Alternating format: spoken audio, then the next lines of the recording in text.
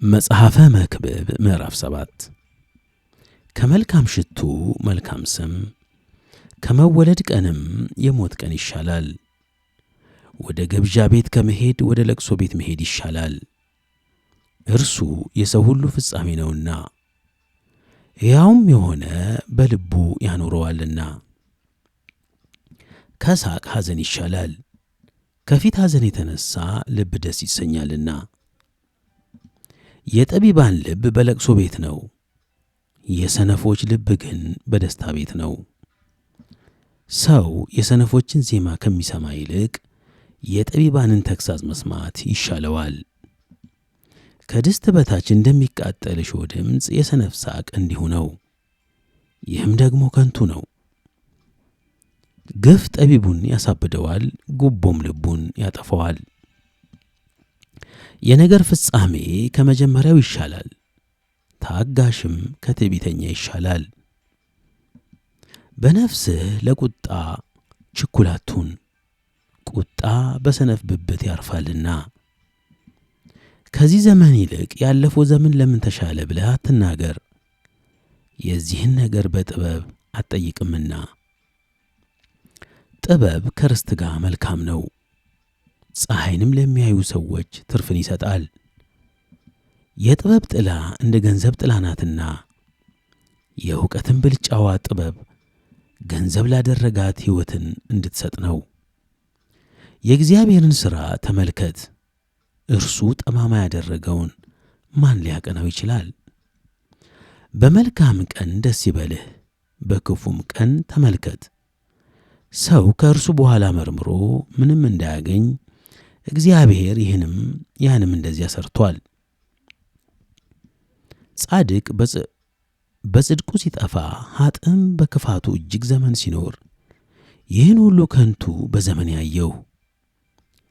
እጅግ ጻድቅ አትሁን፣ እጅግ ጠቢብም አትሁን እንዳትጠፋ። እጅግ ክፉ አትሁን፣ እልከኛም አትሁን፣ ጊዜ ሳይደርስ እንዳትሞት። እግዚአብሔርን የሚፈራ ከሁሉ ይወጣልና፣ ይህን ብትይዝ ከዚያም ደግሞ እጅህን ባታርቅ መልካም ነው። በከተማ ከሚኖሩ ከ10 ገዢዎች ይልቅ ጥበብ ጠቢብን ታበረታለች። በምድር ላይ መልካምን የሚሠራ ኃጢአትንም የማያደርግ ጻድቅ አይገኝምና። ባሪያህ ሲረግምህ እንዳትሰማ በሚጫወቱበት ቃል ሁሉ ልብህን አትጣል። አንተ ደግሞ ሌሎችን እንደረገምህ ልብህ ያውቃልና። ይህን ሁሉ በጥበብ ፈተንሁ፣ ጠቢብ እሆናለሁ አልሁ፣ እርሷ ግን ከእኔ ራቀች። የሆነው ራቀ እጅግም ጠለቀ፣ መርምሮ የሚያገኘውስ ማን ነው? ዕውቅና እመረምር ዘንድ ጥበብንና ነገርን ሁሉ መደምደሚያ እፈልግ ዘንድ ኃጢአትም ስንፍናም እብደት እንደሆነች አውቅ ዘንድ እኔ በልቤ ዞርሁ።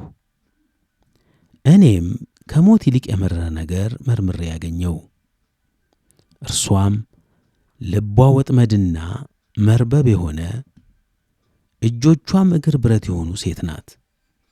በእግዚአብሔር ፊት መልካም የሆነ ከእርሷ ያመልጣል፣ ኃጢአተኛ ግን ይጠመድባታል። አንዱን በአንዱ ላይ ጨምሬ ወደ ነገሩ ሁሉ መደምደሚያ ያደርስ ዘንድ እነሆ ይህን ነገር አገኘሁ ይላል ሰባኪው።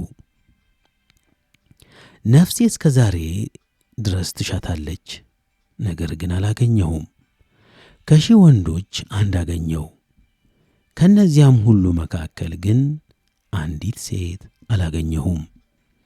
እግዚአብሔር ሰዎችን ቅኖች አድርጎ እንደሠራቸው እነሆ ይህን ብቻ አገኘሁ። እነርሱ ግን ብዙ ብልሃትን ፈለጉ።